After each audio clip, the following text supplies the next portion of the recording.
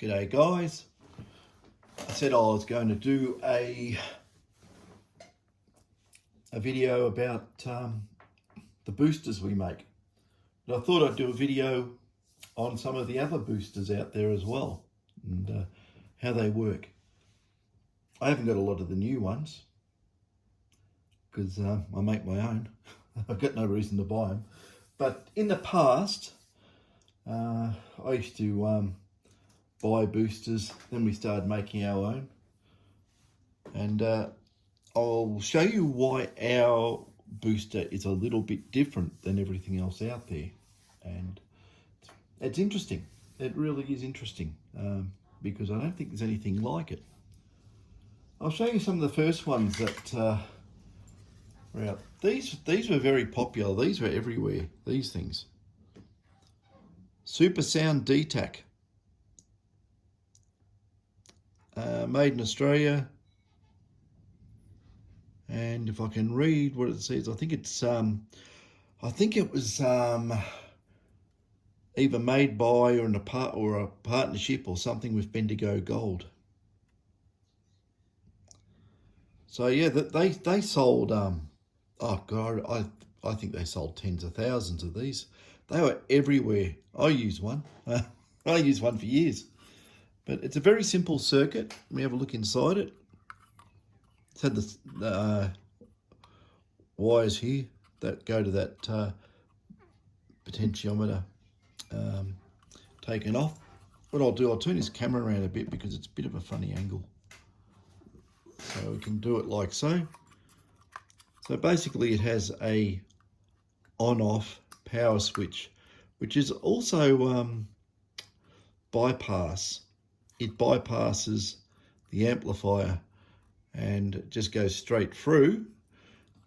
Suppose if you're using headphones or something like that, but these are driver speaker. And if we have a look inside, it's very tight on the wires there. That little dip chip there, the legged thing, I think for memory is an LM380. Or it might be an LM381, I think it is, 380, 381. Anyway, it's about a 1/2 watt output, just a mono amplifier. You got associated componentry around it. I think you get a protection diode here. That's if you stick your batteries in backwards or something, which has been done on occasion. Coupling capacitors. Power supply decoupling capacitor next to the chip, some resistors, set the gain, so forth. The most important thing with all these detectors, I might lift that up a bit, there we go,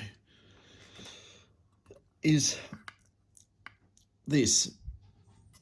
When you've got pulse induction detectors, or basically any detector with a very strong electromagnetic fields coming from the coil, any signal getting into this box will be amplified and it'll sound like a hum.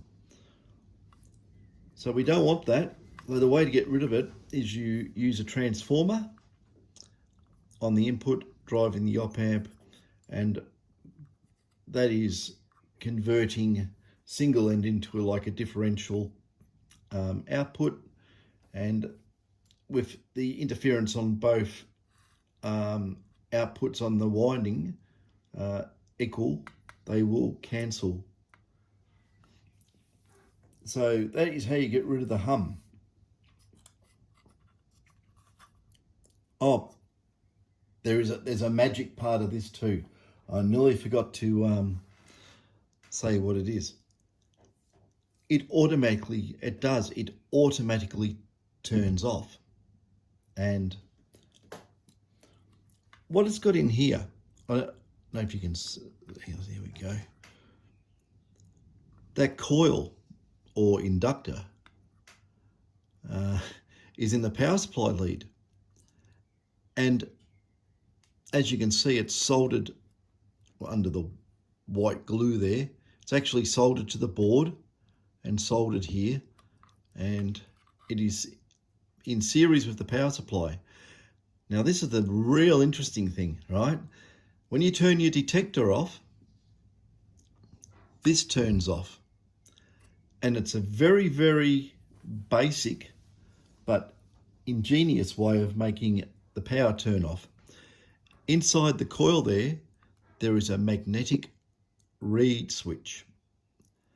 And what that does is when you turn the detector on, the current draw through the coil here creates a magnetic field, and the reed switch clicks on. Turn the detector off, reed switch loses energy from the coil and turns off. So there's a little glass tube inside this coil winding here that is a magnetically controlled reed switch. And there's your electromagnet, basically. So, yeah, when I first looked at it, I remember years ago I looked at it, I said, oh, well, they got an inductor in there for, must be trying to cut the noise out. Then, hang on a second, there's extra wires there. Then I said, oh, okay. So, we can do it electronically now. We can do it using, little, field effect transistors. You can use, sensitive MOSFET configurations, JFETs. You can even go back in time and use, what do they call them? Uni-junction transistors. I won't go into that, but we used to use those in timer circuits many, many years ago. So yeah, anyway, that's the DTEC one. They were quite a good booster. As you can see, the plug, it was made for SD type detectors and GPs. So as time went on, if I can spot it here, we made up these boosters. This is going back a few years as well, and we put a voltage display on the booster, and just so it wouldn't draw any extra power, you push that button there, bonk, it would tell you how much voltage your battery was, so you get an idea of how close you're going to get to the battery going dead on you. So, don't be out 10 kilometers away from base camp when your battery's going to go flat. Yeah, that phone number there, if you ring that number, it'll go to someone else's house, I suppose, so don't ring that. That's old. So, yeah. Also made for, SD and GP series detectors. Okay, now we come to that one which is sitting on the detector there. That one there, LT Booster, Series 3. Inside the booster, I've got one here. I pulled it apart and I'm doing something with it at one stage. That's why the wires are off. A bit more modern technology as such. This IC here, that is a differential audio amplifier. Thus, you don't need the transformer to get rid of the hum. And this IC here with the tiny, tiny little legs on it. Don't know if you can see how tiny they are. Try soldering one of those by hand. That is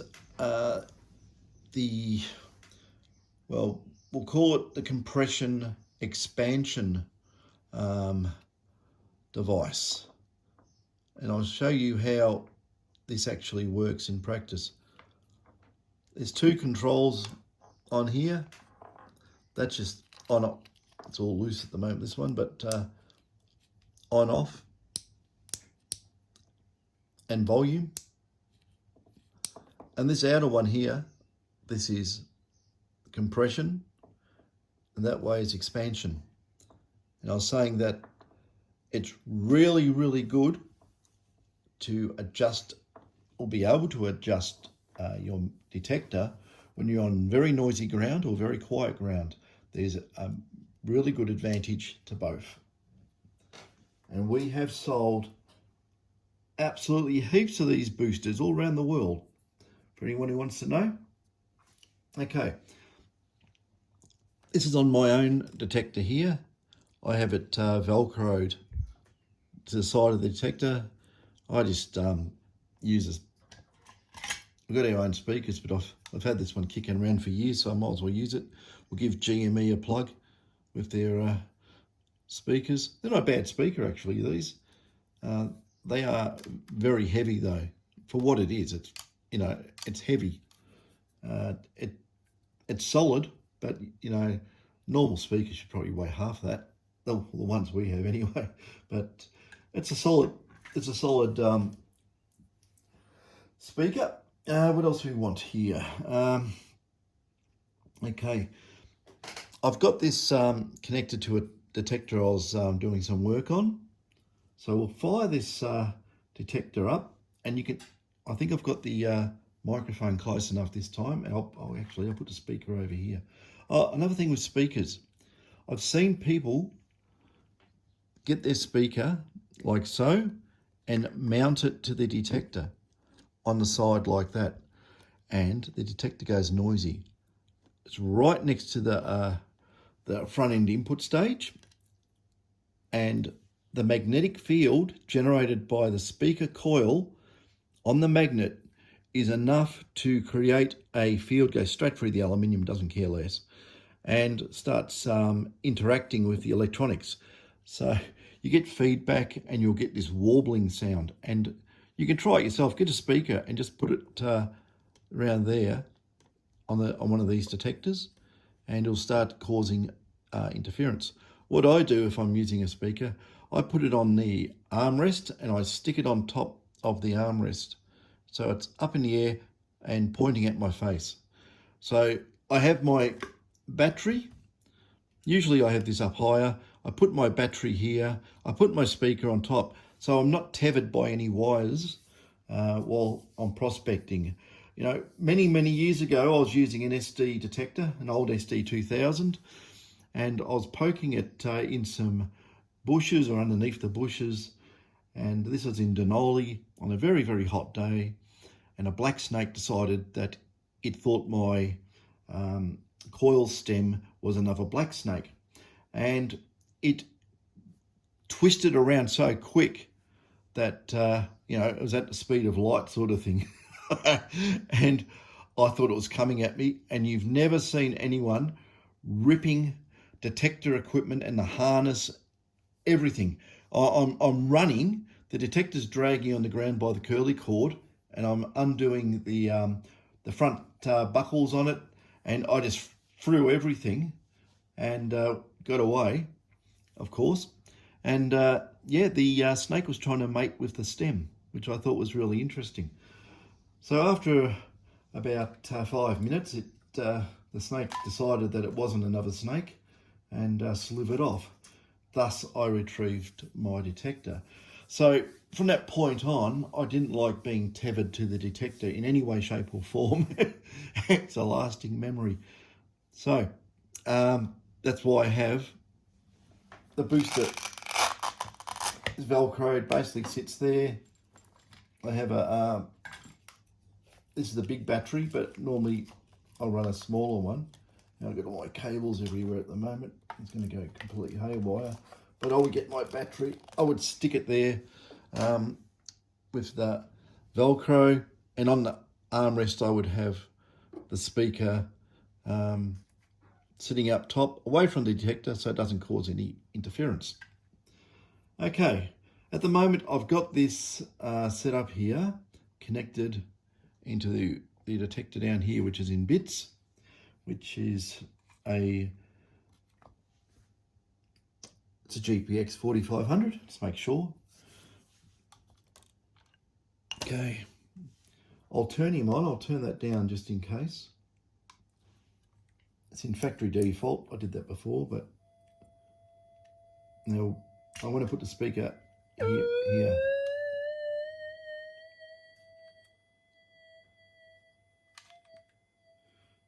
Okay. Now I'm running the big coil, or bigger coil, inside the room. I usually run an elliptical double D when I'm doing testing, but I've got the 11-inch on. So I want to get some noise coming through. I've got the workbench powered on. I've got this light here which does make interference. But I'll crank it up so you can hear what's coming through. There's little burbles and noise coming through. You should be able to hear that pretty clearly, I hope. I can't, if I put the threshold up too much, it will get rid of the noise or, you know, dampen it out. I don't want to do that. I want to have a bit of noise. So I'll get my trusty old 0.05. I've got this in normal. I'm going to put this into enhance mode. Makes it a little bit more choppy, as you can tell. It's changed the pulse width ratios, changed the timing of the receiver, so it may be sitting on interference. So what I'm going to do,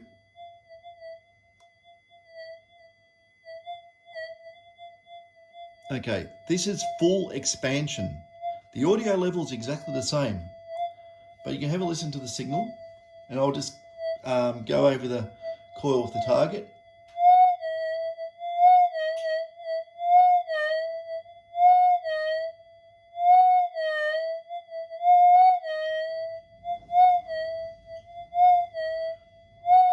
I'll try different sweep speeds.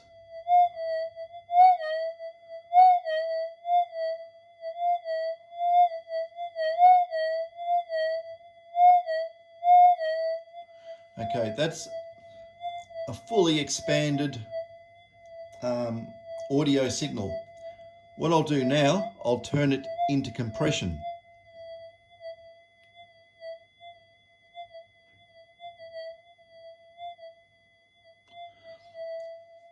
Now I've still got noise coming through, but if you notice, it is reduced.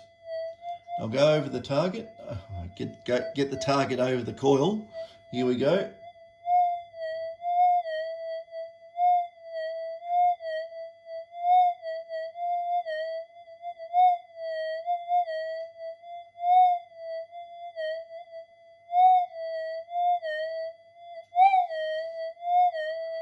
I'll bring it down closer.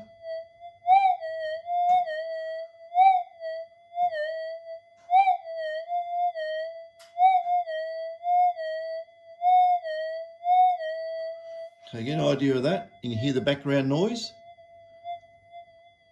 And I'll put it back into expansion. The noise comes up.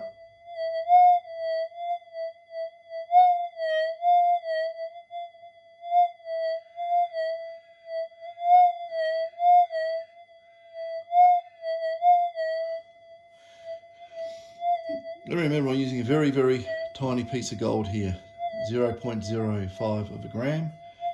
I have got a 0.1 on here. I'll go over it with the 0.1 in both modes. So this is in full expansion. It's very, very peaky. And I'll get up to a threshold of detection. I don't want to bring it too close to the coil. Oops.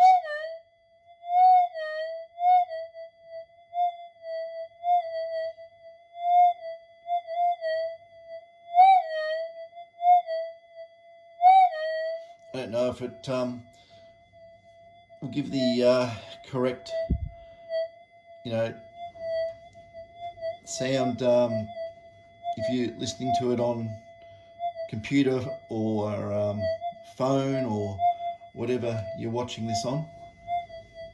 Okay, I'll put it into compression.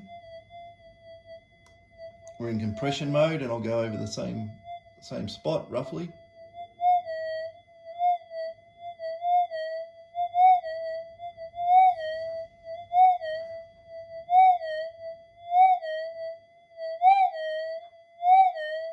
In compression, you can tell it's a far cleaner signal, but without if you didn't have the noise there, running it in expansion, makes a big difference. It just opens the whole signal like, well, it is an audio processor. So it expanding the dynamic range of the signal. But out in the goldfield, on noisy ground and quiet ground, it makes a big difference. Turn it down. It probably is a little bit noisy. So that's that.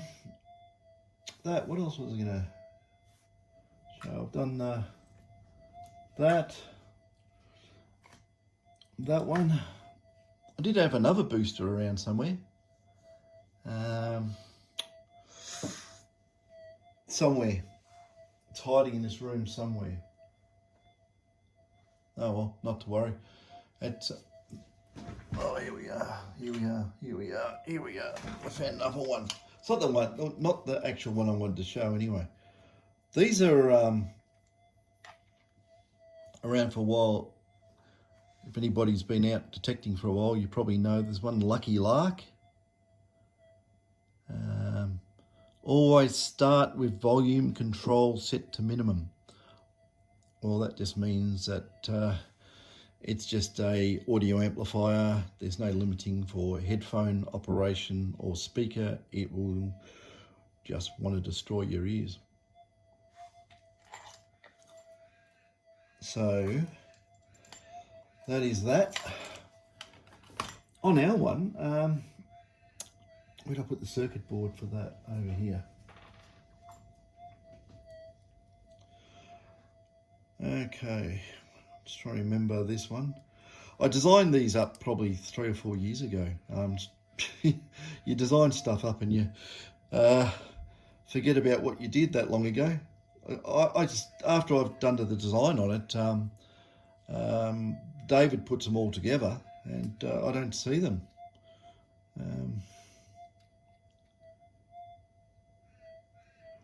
Yeah, I remember doing something that if you put headphones on, it would recognise the headphones and limit the output. But I can't remember exactly what I did. Something to do with the yeah, I've got some sort of feedback system on the differential amplifier.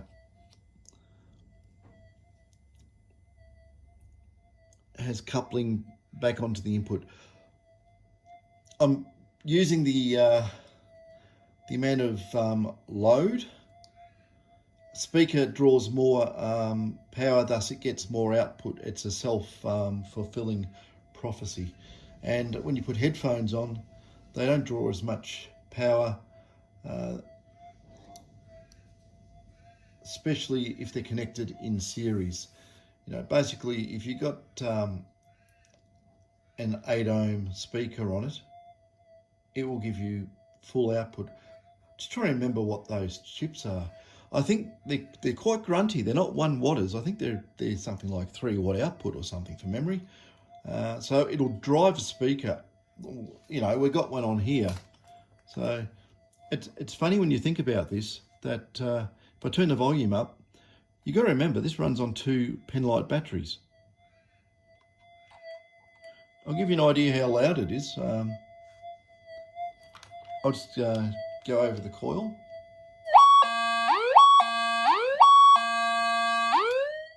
So it's got massive amounts of grunt, and the batteries last a long time.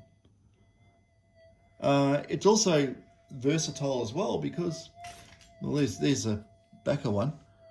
As you can see, it's set up for just 2 AA batteries. They last for ages. It's very efficient. The whole circuit is extremely efficient. And what else was there? Something else about this? Oh, okay. It'll also run on rechargeable batteries. So you can stick 1.2 volt NiCads or nickel metal hydrides in there, and it'll run just as well. So it works on extremely low voltages. I think you can probably, for memory, put in up to 3.5 volts. 3.5? might be more than that, 4.5 volts. The whole thing will run 4.5 volts and down to probably about 2 volts. So it'll actually run with flat batteries. Not for long, but it will run. The thing what'll happen is as your batteries go flat in these things, what you'll find, it'll sound perfect. It'll sound just like it is now. Well, a bit of noise there from the interference. But what happens when you go over a target, it'll make a staccato sound as the amplifier is not getting enough voltage under load to operate properly. If I had some flat batteries in there, I could show you that, but I don't. I usually throw my flat batteries out. But yeah, so you know when your batteries need replacing, it'll sort of make a da sort of a sound as you go over the target. You get the tone and everything, but it'll have that choppy sort of cutting out, coming in type sound on it. So it'll keep running for probably another 10 hours, but that just says change your batteries. So I hope that's a bit of an education on these boosters. So yeah, nice and bright. Well, you can't hear it now, but I'll turn it away. That's expanded audio. I'll hold the speaker right up near the microphone so you can hear it. And I'll put the volume up. That's full volume. So I don't want to put anything near the coil. That's fully expanded audio.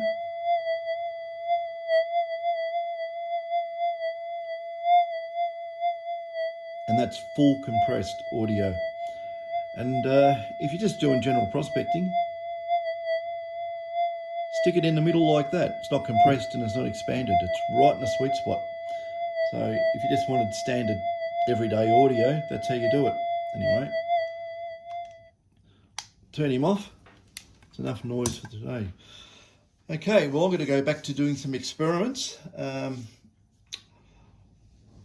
That'll be one of my next videos. This is very, very interesting, the next video. If I've got one here, I was going to show you what I'm doing. Well, it's based on material like so. That's a ferrite core, but it's not that. It's a different type of ferrite core. And well, you know, it's not even that. That's a real big one, that one. It's a very big ferrite core. But it's a special one. I'll save it for the next video because it's very, very interesting. It's basically how to make a fully differential front end for these detectors, and even on a multi-channel setup like these are. Oops. You know, they have got 2 input channels and 2 earths and your transmitter wires, the thicker ones there, earth return and output. And yeah, I think I've got it in the cupboard over there, what I was working on, but I will bring it out and give an explanation because it's very, very interesting. It's very, very cutting edge and no one's done it, which always makes me think twice about doing stuff that no one's done because, you know, you put information out there and the commercial interests, you know, eyes light up and, you know, that'll be their next project. You gotta be careful. It's happened before. It's happened many times. So usually I only explain things that are very, very common knowledge in the industry, not, you know, things that are possibly patentable. If we ever go down that path, it becomes expensive. Okie dockles. So yeah, that's enough of another waffle. Waffle means talking too much to people that don't understand what it means. We call it waffling on. And yeah, okay. I'm letting this get to 29 minutes and 59 seconds exactly. There we go. Catches.